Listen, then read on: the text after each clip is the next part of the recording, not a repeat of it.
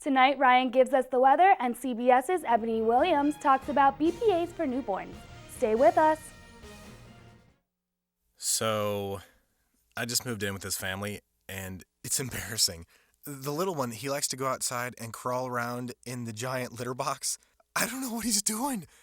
I mean, I was born and I knew how to use the litter box. Look at that! That's disgusting! Oh, poop already! You're making me nervous. Oh, okay, I can't look at this anymore. I really hope he grows out of this, for his sake.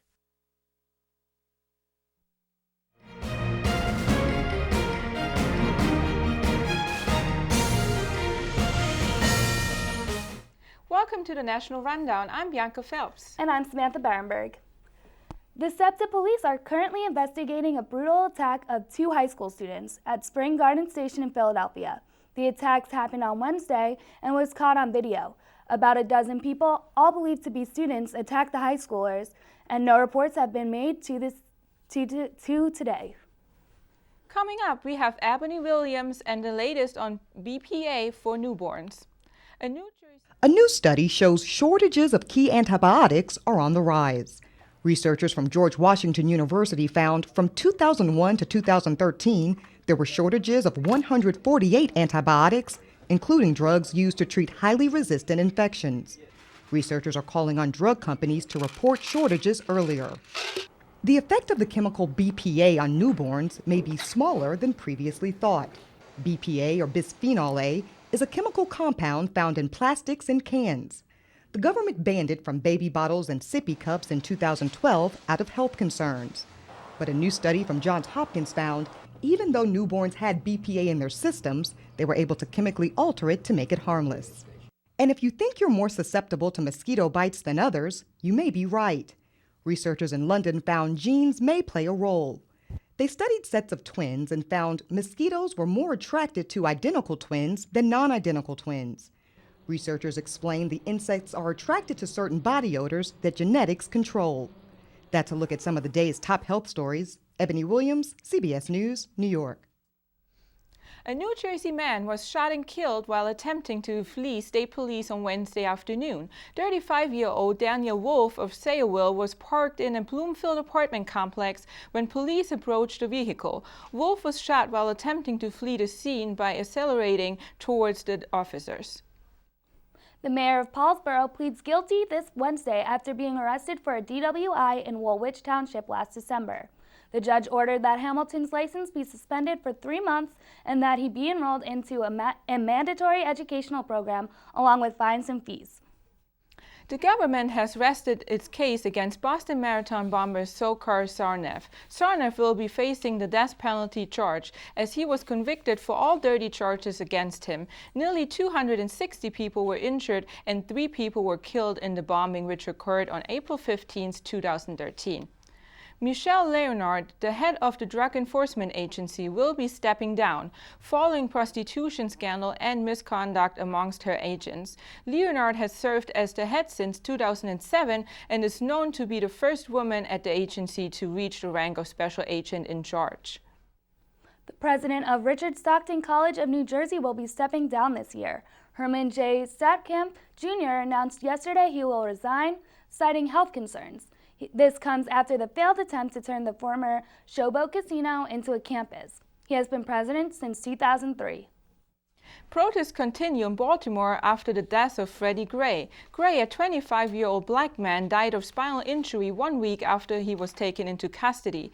5 of the 6 officers involved were suspended without pay after their parts in arresting Gray. Coming up next, we have Amber Mathis with entertainment news and Ifioma with an update on Boko Haram. So this is my computer. This is your computer. Let's go on the internet. Let's go. Click it. Yes. Okay. I cursor in between the R and the E. Pressing dot, I want you to just push the period. She's gonna love me all over again now. That's it. Jamaica, here you come. Here we go. Good job. Thank you. Thank you. And I did it by myself. Feel smarter.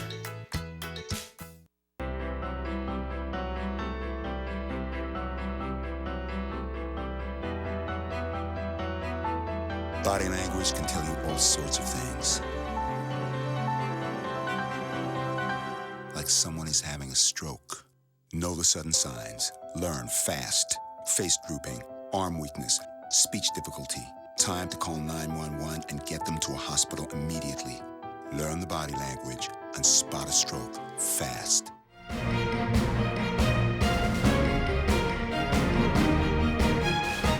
Comcast is planning to walk away from its proposed $45 billion takeover of Time Warner Cable. This decision comes after the FCC and the U.S. Justice Department released a joint statement opposing the merger of the two largest American cable companies.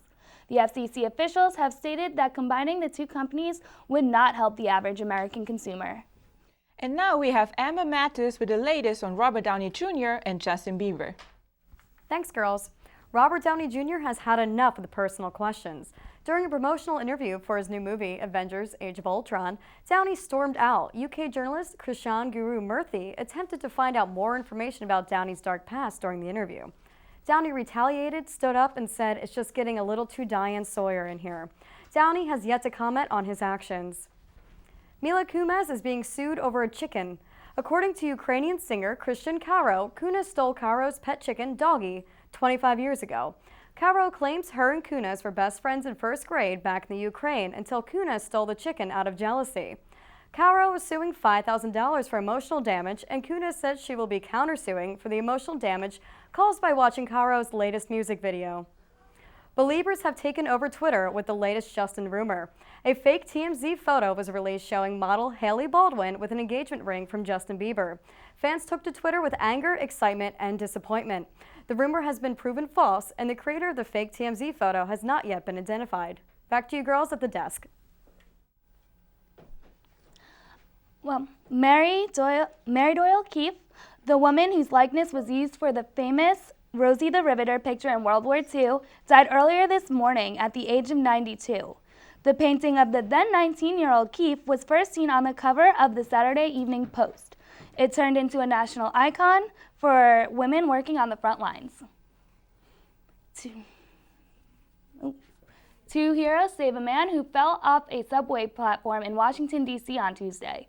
A 54-year-old man in a motorized wheelchair veered off the platform when the two men quickly jumped and saved him. There were no serious injuries, and the two heroes are still unidentified. One person has died from a botulism outbreak after church potluck dinner in Ohio. Botulism is a rare disease that causes paralysis, double vision, and respiratory distress. The disease is not contagious and usually not fatal. The source is suspected to be from contaminated food from the potluck. And now we'll hear from Ifioma about Boko Haram. Hi. Hey, Ifioma. Hi, Ify. Hi, how are you? Can you tell us a little bit about what Boko Haram is? Sure. Boko Haram is actually a terrorist group based in Africa. Nigeria is actually the headquarters for the terrorist group. And it was actually founded by a man named Mohammed Yusuf and is now led by another named Abubakar Shekau. And, you know, it's linked to another terrorist group known as Al-Qaeda and has over 5,000 to 7,000 members in its group. So what are some of the things this group is known for, and why should people be aware of it? Well, this group is actually known for kidnapping 276 young girls from a small village while in school, and the name of the village is actually called Chibok. And, you know, they're known for bombing like schools, markets, churches, like public places. They don't care who they harm or, you know, what age these people are. And, you know, last year they actually estimated, you know, killing over 5,000 people. And this year it keeps getting worse. So what's the latest news about them? Well, right now the Nigerian military has, you know, made some efforts to, you know, demolish some of the base of the Boko Haram people, and now it's just one more left. So hopefully with like the help from other countries such as Cameroon and Chad and Nigeria Republic, hopefully, you know, they could, you know, just put this whole thing to rest, because it's becoming ridiculous and people just keep dying every day. Well, thank you so much for your insights. Thank you so much. Thank you for having me. Mohammed Ali Malek, the captain of the ship that capsized in the Mediterranean Sea, has been arrested. The 27-year-old captain is suspected of reckless shipwreck, multiple manslaughter, and abating clandestine immigration, according to Italian officials. Over 800 people are assumed dead. An angry gorilla cracks a glass wall at a Nebraska zoo. Earlier this week, a video went viral from the Henry Doorly Zoo and Aquarium in Omaha. In the video, you can see the gorilla stand up and charge towards the wall where he scared several visitors. Now we hear from Tatiana with the World News Minute.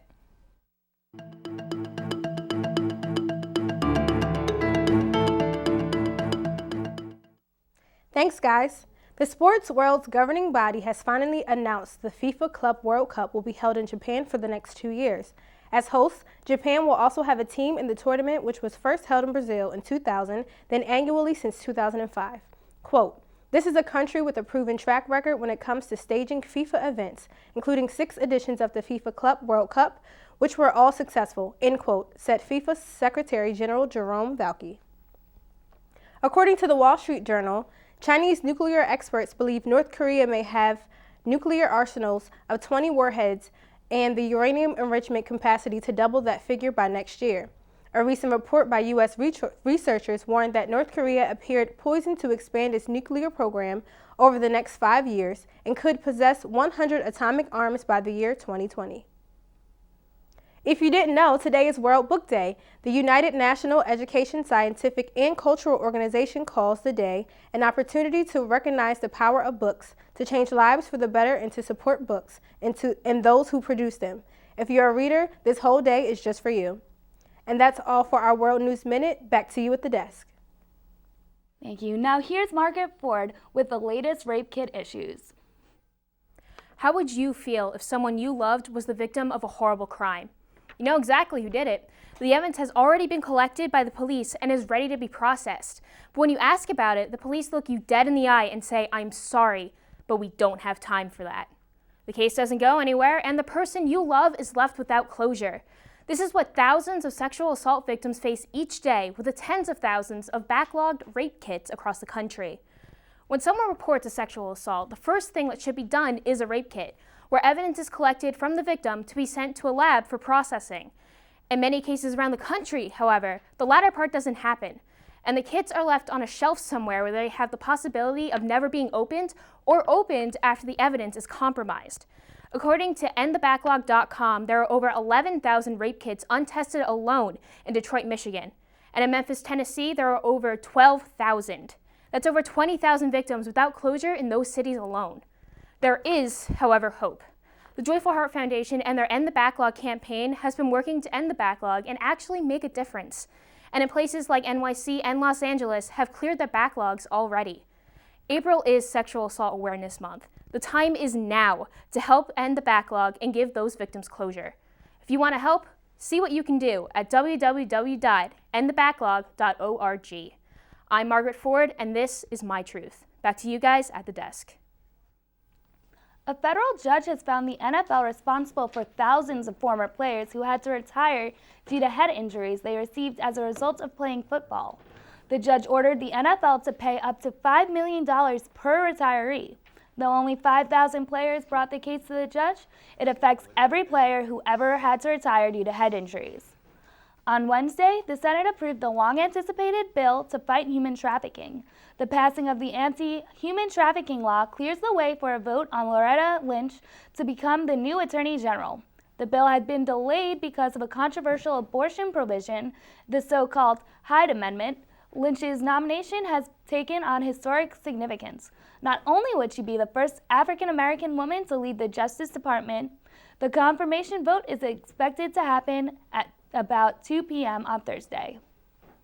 Actress Sofia Vergara broke up with fiancé Nick Loeb last May, leaving 2 frozen female embryos that was made in November 2013. Loeb's now suing Vergara for the 2 embryos to try and stop her from destroying them. Due to the celebrity status of the lawsuit, they are being called Joe and Shane Doe respectively in the suit for privacy's sake.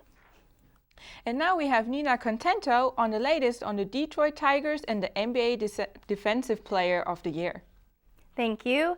Detroit Tigers closer Joe Nathan is out for the rest of the season due to a torn UCL and tendon.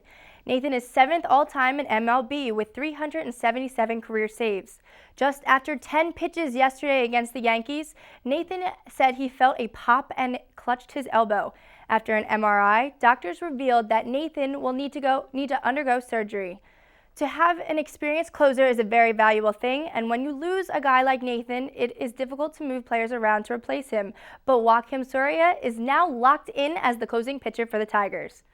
NBA Defensive Player of the Year is awarded to San Antonio Spurs small forward Kawhi Leonard. It was a close 3 race between Leonard, Golden State's Draymond Green, and LA's DeAndre Jordan, but Leonard came out on top. Although injuries limited Leonard's play time this season to just 64 games, he helped the Spurs finish 3rd in defensive rating with 99.6 points allowed per possession. The Oklahoma City fires their head coach, Scott Brooks. The news was told by Brooks by the Thunder's general manager, Sam Presti, after he traveled to meet Brooks near his California home on Wednesday. According to Yahoo Sports, Presti's decision was based on what he thought would be best for the franchise in the long run. The Thunder missed playoffs this season for the first time in 6 years. As of right now, Florida and 2-time national championship coach Billy Donovan is expected to become a candidate to replace Brooks because of his longtime friendship with Presti. Connecticut coach Kevin Ollie is also a prospect, but he told UConn spokesman on Wednesday that he had no plans to pursue other jobs. Now let's take it over to our Sports Roundtable with Paul and Brandon. Welcome to the Sports Roundtable. I'm Paul Hudrick, and today I am joined by Brandon Ned and Nina Contento. Let's get right into the topics. This week, the Philadelphia Eagles signed my personal least favorite quarterback. That's right, ladies and gentlemen, it is Tebow time. Brandon, I'll give you the first word. What do you think about the signing, and do you think Tim Tebow has a chance to resurrect his career as an NFL quarterback? I am not a fan of the signing, and nor do I believe he will have a successful run with the Philadelphia Eagles. I believe the signing was merely based off of what Chip Kelly can, I guess, quote unquote, create out of nothing, because literally that's what I feel Tebow brings to the table. Tebow is at the quarterback position. You have to be able to throw the ball. That is one of his least, I guess, positive attributes he brings to an NFL team. So I'm not in favor of this decision whatsoever. Okay, I'm against that. I am in favor of the Tebow decision. I think Chip Kelly is going somewheres with this, and most people do forget that he did lead the Broncos into the playoffs. And also, I understand that he's not a drop-back quarterback, but I still think it's a pretty good decision. Okay, 44% completion percentage. No, he's great, though. What do you got next, Nina? All right, so the NBA playoffs just started. What are you guys thinking about it? Well, you can't ever go against the Spurs.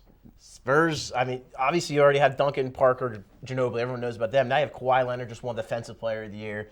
Just put up 23 and 9 last night. You have guys like Patty Mills coming off the bench hitting big shots. Then you have Pop. Pop's the best coach in the NBA. He's 5-time NBA champion, 2-time Coach of the Year. And as long as Pop's in charge, I don't see a reason why they shouldn't be the favorite. All right, definitely can't go wrong with that. But I like what Golden State Warriors have going on with Steph and Clay and Andrew Bogut and Harrison Barnes. They go 10-man deep, and easily going up against obviously the more competitive Western Conference. That's a plus, and I think people lose sight of that, because they feel as though just because they're a jump shooting team that they may rely on that, but they still have other players that can also step up. Good defensive squad too. Exactly. So we've got baseball. Yes, baseball. It's still early. It's April, but what do you guys got going on in baseball? I mean, Kansas City is kind of picking up where they left off. They were in the World Series last year and lost to the Giants, and they have 11 wins right now, so I see them going pretty far. Also, the Mets have 10 straight wins. So, I don't know. It is still early, so. See, my pick is right now the Padres are a really interesting story because most of the time a team goes all in, it never works out. I mean, it's still early, obviously, but they're 10-6 already. You look at the guys they added, they rebuilt their outfield with Kemp and Myers and Upton. They've all produced really well. Guys that they've had before, Alonso, he's actually playing really well. He's hitting over 360. Their starting staff, they added James Shields. I still think they're missing that ace. So they might be. You might see them knocking on the Phillies' door at some point, looking to maybe get at Cole Hamels or someone of that ilk. Bud Black, I've always liked as a manager. I think he's the best guy to lead this team. So yeah, I think right now the Padres are the team to look out for the most. Nice. So that'll do it for the Sports Roundtable. Today I was joined by Brandon Ed and Nina Contento. Back to you at the news desk. After the break, we hear from Ryan with the weather. Look, don't be pressed to follow the crowd. Being your own person is the freshest choice you can make. So make the right decisions right now.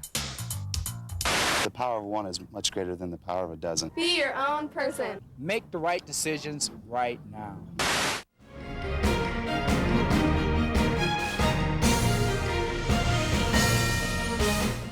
A Colorado man, Lucas Hinch, takes his computer outside and shots it 8 times when his keyboards refuse to work. Hinch will be facing serious charges as he was cited for discharging a weapon within city limits. The Stratford County Sheriff's Department introduces their newest member, Jasper, a 9-week-old bloodhound that has been working for 2 weeks with Deputy Chris Crackenson. The crime-stopping pup will begin to be trained alongside with another famous Stratford County bloodhound, Daisy May. Coming up, we have Ryan Woodhatch with the weather forecast. Well, I'll tell you what, spring has sprung, trees have blossomed, the flowers have bloomed, but today was cloudy with a high of 52 and a low of 34.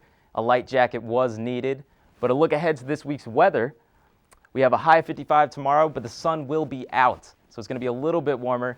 I'd still say a light jacket though. But if you do have weekend plans, Saturday will be the day to do it with a high of 61 and a low of 45 because Sunday will be a high of 61 and a low of 43, but it will be rain. So you have those weekend plans, get them done on Saturday, maybe Friday afternoon. And a look to the work week ahead, we have Monday, partly cloudy, Tuesday, partly cloudy, with both in the same temperature range of a 63 and a 65. And now let's take a look at this week's weather window. And as you can see, the trees were blowing. It was a little bit blustery out, and it was a little bit cold, to be honest. The clouds were covering, so there wasn't much sun, and there wasn't much people out. It was kind of a dreary day today. So. Well, at least we're going to get some sun tomorrow. Yeah, I mean, we have one day. We have Friday and Saturday. It's going to be a little bit sunny, but Sunday, the rain's back. It's okay, because we'll just make the best out of tomorrow. Exactly. Positive attitude. That's all that matters. Absolutely. That's all we need. Well, that's all we have for today. I'm Samantha Berenberg. And I'm Janka Phelps. Have a great night.